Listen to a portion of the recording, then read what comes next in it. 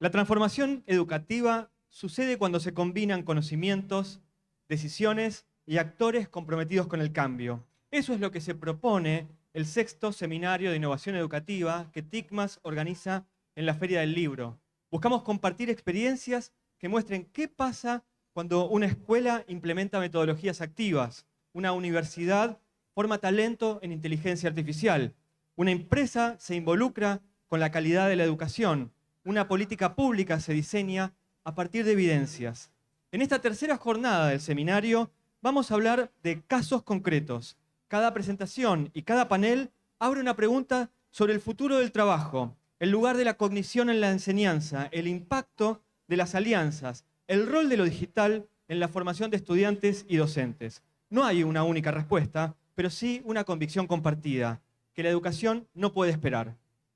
La jornada comienza con una presentación de Roy Benítez, quien invita a pensar el diseño como una herramienta estratégica para transformar organizaciones desde una perspectiva humana.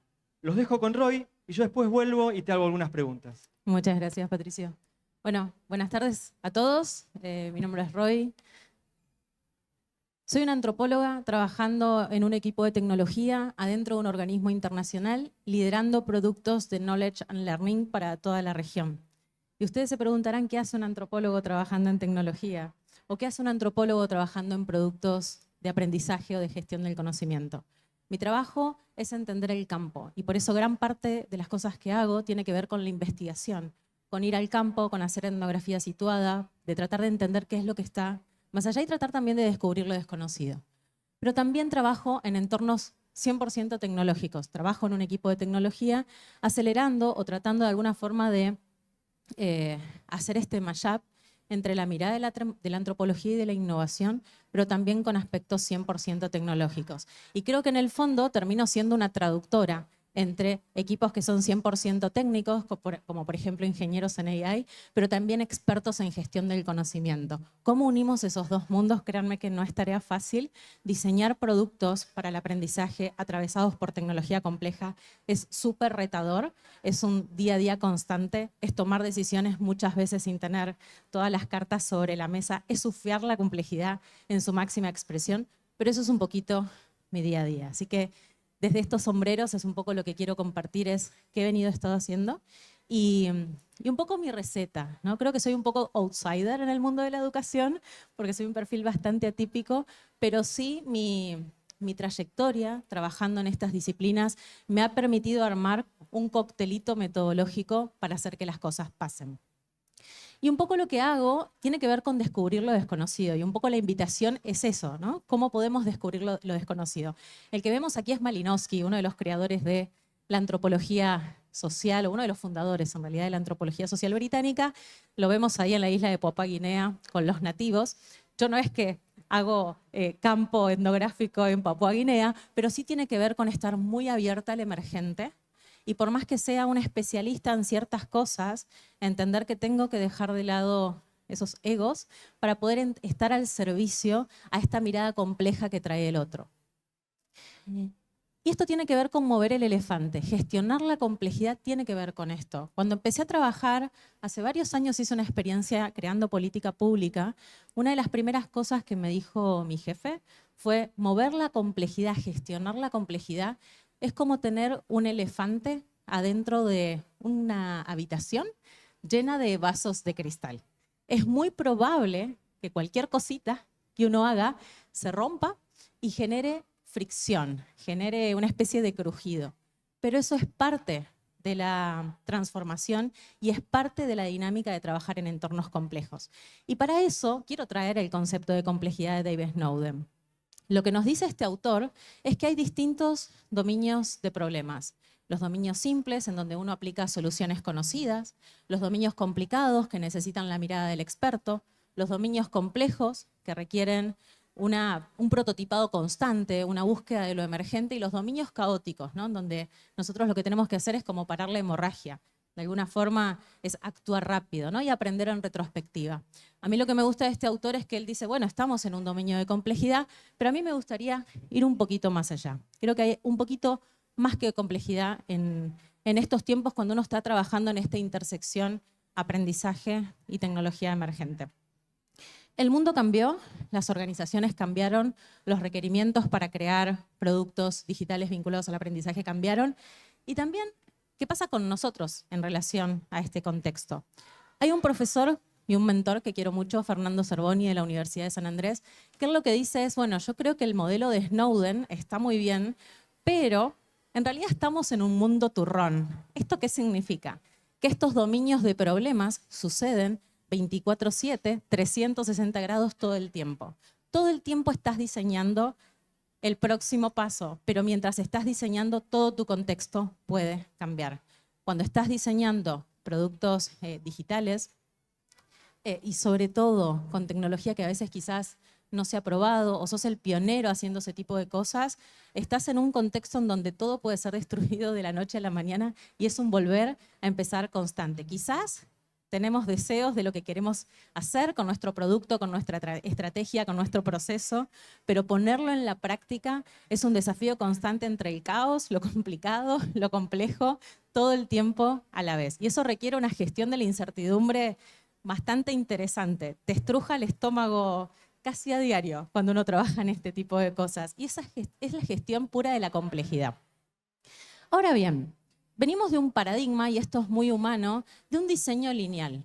Para una solución, para un problema, tenemos una solución. Pero un poco la invitación es qué pasaría si empezamos a abrir a modelos más divergentes que nos permitan explorar otras opciones, que nos permitan entender otros paradigmas, que nos permitan entender nuevas formas de hacer las cosas, incluso explorar caminos inexplorados, ¿no? de nuestros usuarios, de nuestros alumnos, de las personas que usan nuestros productos de learning o aprendizaje.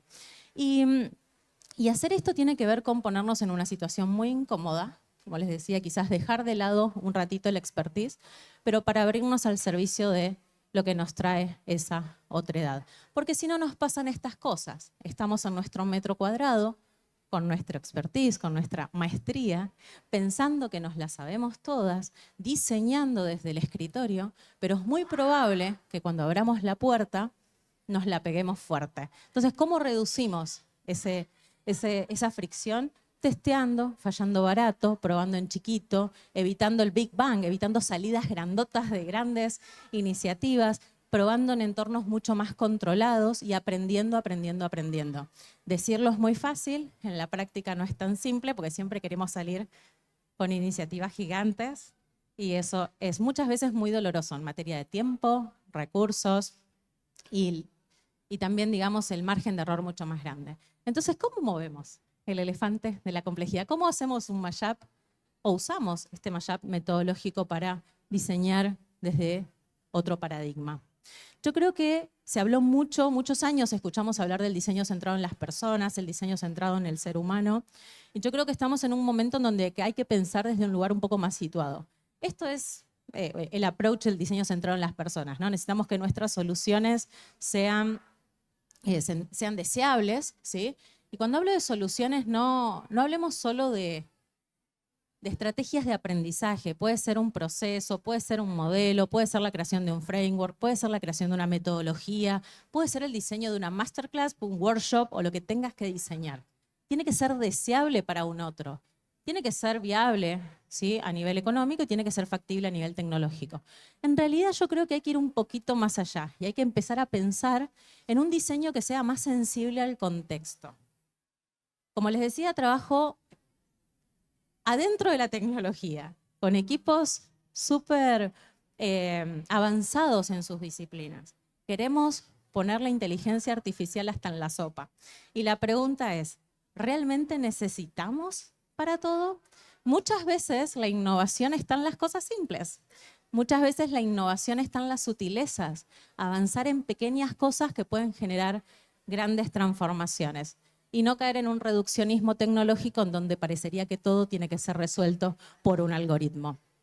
Entonces, para mí hay un cambio de foco acá interesante que podemos hacer, que podemos aplicar, y un poco la invitación es empezar a pensar como en otras cosas, ¿no? En primer lugar, una arquitectura de sentido de cómo diseñamos. Y me quiero correr de la tecnología porque he llevado esta mirada a diseños de estrategias con colegios, de políticas públicas, de programas formativos. Entonces creo que esto es como cuando aprendí o me metí en el mundo de la antropología, ponerme unas gafas nuevas en el cerebro para animarme a mirar distinto. Entonces, hay una arquitectura de sentido por un lado, y por otro lado, creo que podemos aplicar pedagogías del borde. ¿A qué me refiero con esto? Y voy a nombrar solo algunos de estos puntos. Foco en el problema. No diseñamos para nosotros, diseñamos para un otro. Segundo punto, ¿cuál es la infraestructura invisible de lo que estamos haciendo? Yo sé que muchas veces hablar de dinámicas de poder en entornos educativos es complejo. Yo me dedico a entrenar en la Universidad de San Andrés a directores de Learning y Recursos Humanos, y a veces hablar de estructuras de poder es una conversación muy incómoda, pero es una conversación necesaria, porque toda comunicación es una comunicación política, y si nosotros tenemos ideas espectaculares que no se las vendemos a nadie, vamos a tener un problema. Tercer punto, los datos. Yo sé que nos encanta medir con números, pero como una buena antropóloga les puedo decir que también es importante hacerle preguntas a esos datos. ¿Qué pasa con estos datos densos? ¿Qué pasa con esta información que no puede ser cuantificada? Entender que hay una posibilidad de generar heurísticas de fricción, es decir, que podamos prototipar y llevar al extremo esta lógica de laboratorio, salir sin mapa. A veces no tenemos todas las respuestas. Les comentaba que muchas veces en mi trabajo diario tengo que tomar decisiones sin tener todas las cartas sobre la mesa, y es parte de gestionar la complejidad y resolver problemas en este contexto súper retador. Y la inteligencia narrativa, cómo contamos lo que hacemos. Pero voy a hacer foco en alguno de esos. Primero, el foco en el problema. Si nosotros definimos mal el problema de diseño, la pifiamos, básicamente. Si el problema es demasiado amplio, y me ha tocado acompañar subsecretarios, secretarios, en mi experiencia gubernamental, si el problema es gigante, responde a un problema complejo. Y no lo voy a poder resolver. Tengo que partir el problema, partirlo en pedacitos, para abordarlo por partes. Si el problema es demasiado específico, y esto es otro gran reto, muchas veces la solución está embebida en el problema, ¿no? Entonces, ¿para qué voy a hacer un proceso iterativo si yo ya sé cuál es la solución? No lo hagas, anda a implementarlo de manera lineal. Creo que el challenge es buscar un problema que sea adecuado. Si yo cambio la pregunta de diseño, cambio qué vamos a egresar de ese proceso. Big Data y Tic Data. Datos masivos y datos densos. Escuchamos hablar mucho de algoritmos. Todo el tiempo se habla de inteligencia artificial, los datos masivos, que el Big Data es el nuevo petróleo. Yo estoy más de este lado. Estoy del lado de hacerle preguntas a los datos, de buscar qué es lo que hay entre líneas, de leer el aire de esos datos y de hacerle preguntas. Los Excels nos van a decir que hay un emergente en ese dato, que hay algo interesante para mirar, para diseñar distinto, para mejorar, pero lo que no nos van a decir es por qué es lo que está pasando. Y hay algo interesante en este juego entre juntar esos datos masivos y los datos densos. Hacerle preguntas a los datos para diseñar distinto. Bueno. ¿Y cómo se da ese paralelo entre un esquema más tradicional de diseño y un esquema un poco más evolucionado, transformado, distinto? Yo creo que hay que dejar de diseñar estrategias de aprendizaje desde el escritorio, desde mi metro cuadrado, y hay que ir al territorio. Ir al territorio es usar estos datos, es hacernos preguntas. Creo que hay que dejar de diseñar basados en nuestra intuición y empezar a usar los datos para tomar mejores decisiones basadas en evidencia, empezar a trabajar en una lógica más cooperativa, empezar a mirar quién resolvió algo parecido, quién hizo algo similar, levantar, digamos, ese contacto, intentar de entender qué posibilidades de aprendizaje hay en esos espacios. Dejar de jugar en una lógica de suma cero y pensar en un ganar-ganar. Pensar en soluciones que sean interoperables, soluciones que puedan escalar, no solo digamos desde lo que estamos creando, sino cómo nos podemos conectar con otras soluciones. Si estás diseñando una política pública educativa, ¿cómo podemos escalar la solución para conectar, por ejemplo, con otros niveles de gobierno? Poner foco en el aprendiz y no tanto en nosotros mismos, pensar a movernos a un entorno más evaluativo, poner foco en el impacto, generar iteraciones incrementales, esto que les decía de avancemos en chiquito y vayamos construyendo sobre la marcha, tener un abordaje mucho más holístico y menos sectorial o menos fragmentado. Esto también se los digo que decirlo discursivamente es muy fácil, en la práctica es sumamente complejo. Muchas veces en una misma organización hay muchísimas soluciones de aprendizaje totalmente fragmentadas que no dialogan entre sí. Tener un foco más estratégico y mucho más orgánico a la hora de diseñar. Y esto es como si fuésemos práctico. El práctico es ese barquito chiquito que mueve esos contenedores súper pesados. Yo creo que mover la transformación, usar un enfoque de diseño centrado en un contexto más situado, tiene que ver con mover la transformación de esta forma. Pequeños pasitos que podamos hacer a nuestro día a día, porque en el medio nos encontramos con organizaciones que tienen 3 generaciones trabajando juntas, hay gente que te va a apoyar para hacer que las cosas pasen, gente que va a pushear para hacer que las cosas pasen, y mover la transformación tiene que ver con esto, con ir pasito a pasito. Y quiero traer solo 2 conceptos más para cerrar, que para mí son como una estrella del norte o para mi día a día. Primero, traer a la conversación a Otto Scharmer con su modelo de la teoría U. A mí lo que me encanta de Otto es que él dice que si nosotros abrimos la voluntad, el corazón y la mente, podemos generar grandes cambios transformacionales. Pero si nosotros cerramos la voluntad, el corazón y la mente, podemos caer en un entorno destructivo.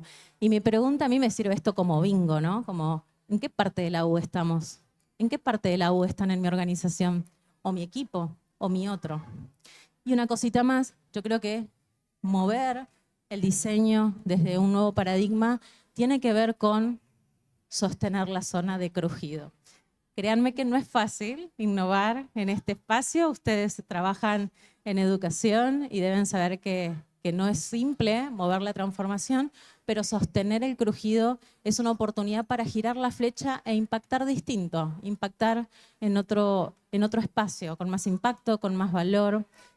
Y sostener el crujido tiene que ver con esto también, ¿no? Con poner en valor nuestra humanidad en el diseño. Y ahí estamos. Muchas gracias.